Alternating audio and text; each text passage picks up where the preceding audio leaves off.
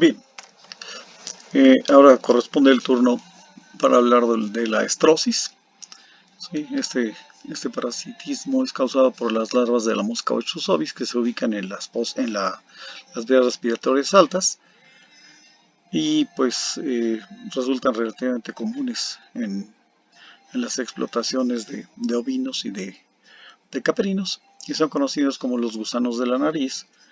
Y la afección la conocen como moquillo, aunque esto no tiene absolutamente nada que ver con la enfermedad que se produce en los perros. Sí, la estosis puede eventualmente causar un problema en los humanos. A esta condición se le llama oftalmomiasis. Generalmente esto se presenta en personas que conviven con los ovinos y que de alguna manera quedan expuestos pasivamente a las fases adultas de la mosca, de tal manera que estas moscas depositan sus estadios larvarios y causan un problema de conjuntivitis derivada de la presencia de los primeros estadios larvarios de estos parásitos. Esto es relativamente fácil de eliminar, por lo cual se trata de una condición transitoria, pero que sí genera molestia en los humanos.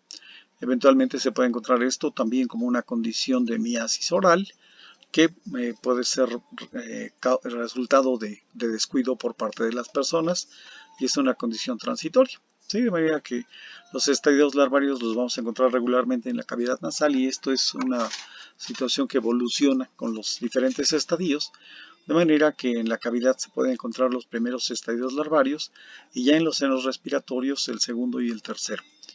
Eventualmente estas larvas llegan a migrar a través de la pared cribosa del etmoides para invadir el cerebro y provocar algunas alteraciones respiratorias, de manera que esto queda reducido específicamente a las vías respiratorias altas, y esto tiene importancia porque afecta la posibilidad de que el aire se caliente durante la respiración y podría favorecer el desarrollo de infecciones respiratorias en las vías bajas. El parásito se encuentra ampliamente distribuido en el planeta. En el caso de nuestro país, prácticamente todo el territorio está ocupado por este tipo de moscas, y es interesante aquí señalar que hasta los 90 la estrosis era rara en la península de Yucatán, y en la medida que se modificó la vocación de la tierra de cultivos agrícolas a introducir a los ovinos, empezó a aparecer este tipo de problema en todos los ovinos de la península de Yucatán. De manera que la estrosis es una enfermedad de tipo crónico, ¿sí? Que, como señalé, afecta sobre todo las vías respiratorias altas. La vamos a encontrar en animales de todas las edades, y su importancia radica en que actúa como un factor de predisposición para el desarrollo de infecciones, sobre todo de origen bacteriano, que son muy importantes en las poblaciones de ovinos. Así que en el caso de los ovinos pueden ser especialmente susceptibles los animales jóvenes, y en el transcurso de la vida puede irse reduciendo este nivel de susceptibilidad. Se ha encontrado que las razas ovinas de cara negra presentan una especial susceptibilidad para el desarrollo de estos organismos, de manera que en estos animales se puede encontrar una mayor densidad de larvas. Así que los rangos de presentación de larvas podrían fluctuar entre más o menos unas 15, y se han hecho estudios en los que han recuperado más de 200 larvas de las vías respiratorias de algunos animales. Así que esta carga parasitaria tiene una conexión con el nivel de manifestaciones, de manera que una característica de los animales con estrosis es que generan moco, y este moco pasa por diferentes categorías, de manera que la forma más simple podría ser el moco ceroso, y la condición extrema sería el moco o el exudado ya hemorrágico eliminado por la nariz. ¿Sí? Así que la evolución regular es una condición crónica, y esto es el éxito de una gran cantidad de parasitosis para poder persistir en el cuerpo de los hospederos, y esto puede eventualmente ser agravado cuando se presentan infecciones bacterianas que afectan las vías respiratorias bajas y que pueden llegar a causar mortalidad entre los animales. Así que vamos a encontrar que dentro de los rebaños de ovinos hay una elevada morbilidad. Prácticamente todos los animales se ven afectados. Todos los animales son afectados por las moscas adultas, y son raros los casos de mortalidad, de manera que esto básicamente actuaría como un factor de predisposición a otras enfermedades. Las moscas no respetan el sistema de producción, aunque esto podría ser más común en animales que se encuentran en pastoreo o en animales que pastorean durante el día y son introducidos a corrales durante la noche. Juega un papel muy importante el aspecto de manejo antiparasitario, ya que aquí tiene que haber una correlación entre el tipo de exudado que está eliminando el animal y la aplicación de los antiparasitarios. Y por otra parte hay que considerar la anarquía en lo que refiere a la aplicación de los tratamientos a nivel regional para realmente tener un efecto sobre los estadios larvarios y las poblaciones de moscas que se deberían de desarrollar. Sí, de manera que sí puede haber aquí una conexión con la parte de clima, sí, ya que las, eh, las, formas de, las formas adultas regularmente las vamos a encontrar durante el periodo de primavera y verano, aunque esto depende de las características climáticas de cada zona, de tal manera que en ese tiempo los estadios adultos son bastante activos y los estadios larvarios se van a encontrar básicamente durante el verano, el otoño y el invierno para repuntar nuevamente como formas adultas en el periodo de la primavera del siguiente año. ¿Sí? Así que esta situación es una constante que puede facilitar o que puede limitar la evolución del ciclo biológico. ¿Sí? Esta cuestión también es interesante. Se ha encontrado que en los animales jóvenes puede haber de alguna manera un aceleramiento en el desarrollo que permite la formación de formas adultas de una forma más rápida y que aparentemente está conectado con situaciones hormonales.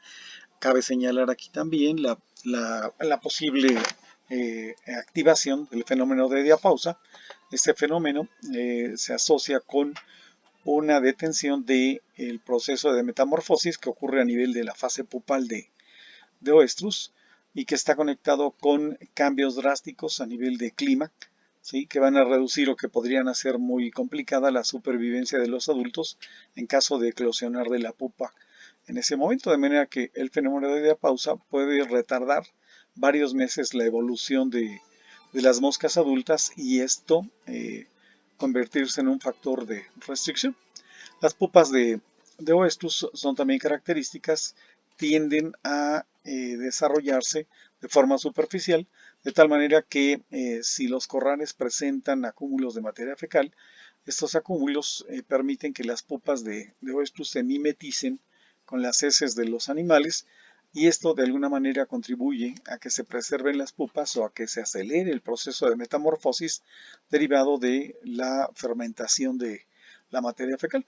De manera que la cuestión asociada con la estrosis está relacionado con un parasitismo crónico. Como lo señalé, el problema sobre todo puede estar conectado con la estrosis como un factor que predispone al desarrollo de infecciones virales y bacterianas que provocarían el complejo respiratorio en los animales, que pueden afectar la conversión alimenticia de estos animales y en raras ocasiones causan la muerte. ¿Sí? De manera que es un problema con muy elevada morbilidad que sí tiene un impacto en la productividad de los animales. Aquí vemos una fotografía de una forma adulta de la mosca Oestrus ovis. Es interesante, aquí señala, es una mosca grande, robusta, una mosca que tiene el cuerpo cubierto de vellosidades, unas vellosidades que son de coloración café. Es relevante aquí señalar, esta mosca carece de órganos bucales, de manera que para poder sobrevivir durante algunas semanas, una vez que ha eclosionado de la pupa, esta mosca ingiere una gran cantidad de nutrientes durante la fase parasítica. Aquí vemos una vista lateral del cuerpo de la mosca, que está cubierta de esas vellosidades que señalaba, una mosca de gran dimensión. Y en esta fotografía podemos observar la presencia de los estadios larvarios en las vías respiratorias de los ovinos. Estos estadios larvarios son interesantes porque su diseño regularmente es convexo en su porción dorsal, es plano en la porción ventral, y es característico en este caso que la porción ventral está cubierta de espinas, serían hileras de espinas. Esas espinas le dan una gran adherencia a la mucosa de las vías respiratorias. Y hay otros dos elementos que son importantes. El primero de ellos es la existencia de estos ganchos que son conocidos como el aparato cefalofaríngeo, que tiene características que permiten identificar a estos organismos. Y el otro elemento muy importante es la presencia de dos placas oscuras que se llaman espiráculos o estigmas respiratorios, que también presentan una morfología que resulta muy importante para identificar las moscas y que más adelante vamos a observar. Así que aquí podemos observar varios especímenes de la larva. Las larvas pueden medir desde un solo milímetro hasta medir casi 2 centímetros y siguen el diseño que les comenté, siendo convexas dorsalmente y aplanadas ventralmente. Presentan ese patrón de espinas característico. ¿Sí? Aquí se puede ver en detalle el aparato cefalofaríngeo, está insertado desde el interior. Este sería un primer estadio larvario de estos ovis que normalmente mide un solo milímetro, y se puede observar también las líneas de espinas que se presentan en la porción ventral. ¿Sí? Esto sería ya un tercer estadio larvario, y en esta diapositiva se puede observar la morfología que es tan característica de los estigmas respiratorios. Estos se pueden describir como unas estructuras quitinosas que tienen la forma de una D mayúscula, ¿sí? Que están en posición derecha y en posición inversa, que se oscurecen notablemente y permiten la identificación. ¿Sí? Esto sería un estadio entre larva 2 y larva 3 de oestus, que regularmente es lo que sale de la nariz de los animales. Y aquí tenemos un detalle del aparato cefalofaríngeo en el que también resaltan estas estructuras. Estas estructuras son los estigmas respiratorios, pero son los cefálicos. Estos también pueden ser utilizados como un elemento morfológico que permite identificar a las larvas. Como todos ustedes saben, este tipo de mosca tiene un ciclo de vida directo, en el que las fases adultas, que son totalmente de vida libre, que viven solo durante algunas semanas, dedican prácticamente su vida a la cópula y a depositar sus larvas directamente en las vías respiratorias de los animales. De manera que la larvita 1 es liberada directamente por la mosca, depositada en los hollares del animal, y esta larva comienza su desarrollo inicialmente en la cavidad nasal, se alimenta de moco aquí en la cavidad nasal y gradualmente evoluciona para asentarse en los senos respiratorios. Como señalé hace un momento, eventualmente estas larvas pueden llegar a invadir la cavidad craneana ya sin poder salir de ella. De manera que el desarrollo de estas fases evolutivas se puede llevar varios meses, y esto se sincroniza con la condición estacional, de manera que las formas adultas van a estar presentes durante el periodo primavera-verano, y los estadios larvarios van a poderse mantener todo el verano, el otoño, el invierno, y pueden comenzar a ser eliminadas durante la primera etapa de la primavera. Regularmente estas larvas se oscurecen notablemente, caen al suelo, quedan superficialmente y dan origen a la fase pupal. Esta fase pupal es la fase en la que ocurre el proceso de metamorfosis de la mosca, de tal manera que se produce la conversión del estadio larvario con aspecto de gusano para convertirse en la fase adulta, que puede eclosionar semanas después de haber caído en el suelo y mantenerse viable otras semanas para poderse reproducir. La patogenia de esta infección, pues la podemos comenzar a describir desde la interacción de la mosca adulta, porque este tipo de mosca emite un zumbido característico y prácticamente está acechando a los animales, por lo que esta interacción le genera molestia a los animales, hace que cambien su comportamiento y traten de evitar que las moscas interactúen con sus orificios nasales. Las larvas, una vez depositadas en la nariz, se van a caracterizar por alimentarse directamente de moco. Esto provoca que cuando la larva ya interactúa con la mucosa, se genere una hipersecreción de este moco. y este moco, en lugar de ser un factor que actúe como barrera, se convierte en el alimento de los estadios larvarios. ¿Sí? Así que estas larvas primero están en la cavidad nasal, generan una gran hipersecreción de moco y después se asientan en los senos respiratorios, en los que se ha encontrado que las larvas no solamente se alimentan de moco, sino que eventualmente pueden erosionar la superficie, pueden llegar a modificar de alguna manera la simetría que hay en los senos respiratorios y pueden llegar a bloquear el flujo de ese moco, de manera que esto puede estar asociado con el desarrollo de una sinusitis y si no se adopta un criterio adecuado de desparasitación, puede irse agravando de forma muy importante. Así que aquí vemos el organismo. Esto es la parte anterior de un estadio larvario de Oestus ovis. Esta es su herramienta con la que erosiona y la interacción de las espinas que van a provocar el aumento en la producción de moco, del cual se van a alimentar. En una segunda etapa tendremos que considerar la posibilidad de que las vías respiratorias sean invadidas por bacterias y que esto pueda llegar a modificar las características del moco que se produce, convirtiéndolo en un exudado purulento y que eventualmente este exudado evolucione a ser hemorrágico, que sería el máximo grado de evolución que puede tener el desarrollo del exudado.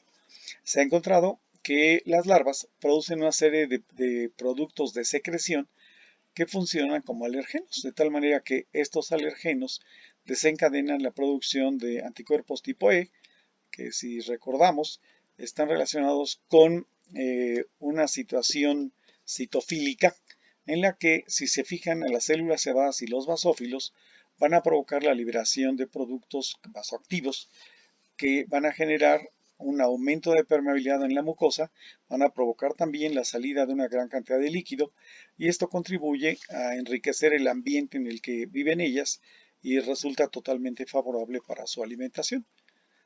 Como señalé también, eventualmente las larvas tienen la capacidad para atravesar la pared cribosa del etmoides y pueden invadir el encéfalo, de manera que van a provocar lesiones importantes ahí en el tejido cerebral que pueden llegar a confundirse con condiciones como la cenurosis o como la listeriosis y generar esos cambios de comportamiento. Sí, de manera que esta es una cuestión totalmente crónica, una cuestión en la que encontraremos en promedio regularmente decenas de larvas y que sea una condición que se mantenga durante un periodo prolongado. De manera que la característica clínica en este caso es la eliminación de moco por parte de los animales y esta situación va a guardar una correlación contra la cantidad de larvas que se presenten. Así que continuamente los animales están eliminando este moco. Este moco puede variar en su aspecto, ser ceroso, ser mucoso, ser francamente purulento o llegar a ser de tipo hemorrágico y los animales continuamente van a estar tratando de expulsarlos mediante los estornudos. Esto puede influir también a través del canal lagrimal con la conjuntiva, de tal manera que los animales están lagrimando, o sea, es notoria esta cuestión por la inflamación y puede llevar a que cambie el comportamiento en el proceso de respiración, de manera que puede haber problemas de disnea por la obstrucción que se genere y acelerar el proceso de respiración. Si las larvas llegan a el cerebro o sencillamente por su presencia en los senos respiratorios, esto genera movimientos anormales que están relacionados con la incomodidad que tiene el animal. Esto lo vamos a observar prácticamente en todos los animales, de manera que las manifestaciones van a variar de acuerdo con la cantidad de éxodo que se presente. Esto debemos de considerarlo como un problema que solamente está relacionado con las vías respiratorias altas y que se mantiene durante periodos bastante prolongados. ¿Sí? Así que esto es algo de lo que podemos hablar, o sea, podemos ir de extremos, de ser un exudado mucoso, que tiende a ser mucopurulento, o ser francamente de tipo hemorrágico. Sí, así que aquí nos tendríamos que enseñar a calificar el moco que producen los animales y el mejor horario para hacer este proceso es antes de que los animales empiecen a activarse durante el día, porque pues como muchos organismos se van a levantar, van a defecar, van a orinar y se van a limpiar el moco, tal vez uno contra otro. Aquí podemos ver esas consistencias de las que hablaba, un animal que está eliminando el exudado seroso, y este exudado seroso puede cambiar, hacerse más viscoso, y sería el exudado mucoso, o tender a cambiar su color y pasar hacia el exudado purulento y finalmente acabar con un exudado hemorrágico. ¿Sí? Así que las lesiones que podemos observar están reducidas a la cavidad nasal y a los senos respiratorios. Se trata de un proceso inflamatorio, un proceso muy congestivo de estas vías en las que podemos encontrar la presencia de larvas de diferentes tamaños, siendo tal vez las que resultan un poco más difíciles de observar los primeros estadios larvarios. ¿Sí? Así que aquí vemos el aspecto que ofrecen las vías respiratorias ocupadas por los estadios larvarios, de tal manera que el diagnóstico de este proceso, en la mayor parte de los casos ya la gente lo conoce y está relacionado con las características de este moco que se presenta en una gran cantidad de animales y que solo puede ser constatado si nosotros abrimos la cavidad nasal para poder buscar las larvas. De modo que los productores ya conocen este aspecto y lo utilizan como un parámetro para decidir la desparasitación. Sí, aquí vemos otra cabeza de ovino en la que están presentes los estadios larvarios de estos parásitos y se puede ver la tremenda congestión que presenta esa cavidad nasal. Aquí no es tan notoria la cuestión, pero sí observamos la presencia de los estadios larvarios en un seno respiratorio. En el caso de los humanos, pues es bastante espectacular esta cuestión porque realmente esto se asocia con gente que queda dormida cerca de los rebaños y que las moscas van a aprovechar para depositar sus larvas directamente sobre la conjuntiva. Por lo que podemos llegar a observar estos estadios larvarios que miden tan solo 1 milímetro y que sí resultan en una molestia bastante importante. ¿Sí? Aquí está otro estadio larvario en la conjuntiva. Y ya en la parte de prevención y control hay que considerar, por un lado, la limpieza de los corrales, por otro lado, y es el aspecto que tal vez se maneja de forma más frecuente, la aplicación de los tratamientos basándose en el criterio de que tengan exudado seroso, mucoso, no llegar a que sea purulento o hemorrágico, porque esto, lejos de ayudar, puede llegar a provocar un problema más grave de sinusitis al quedar los cadáveres de las moscas depositados ahí en los senos respiratorios. Lo importante en este caso es no manejar el concepto de desparasitación para un solo rebaño, sino tratar de que este proceso se realice de forma regional para que realmente tenga un efecto adecuado. Los productos que se pueden asociar en este caso para el tratamiento incluyen al triclorfon, que en forma general se conoce como el Nebuon. La versión que había del triclorfon inyectable, que era un producto al 50%, ha desaparecido y esto pues lo ha eliminado prácticamente, siendo sustituido por el rafoxanide, un producto pues ya que se usa hace muchos años y que ya está demostrado que hay animales que han desarrollado resistencia a esta cosa, de tal manera que nos podemos quedar con el nitroxinil, con el closantel y con la ivermectina. ¿Sí? Estos actúan sobre los diferentes estadios larvarios, pero lo importante en este caso es hacer el proceso de desparasitación por región para que esta cosa pueda resultar adecuada. Esto es lo que se puede decir acerca de la estrosis.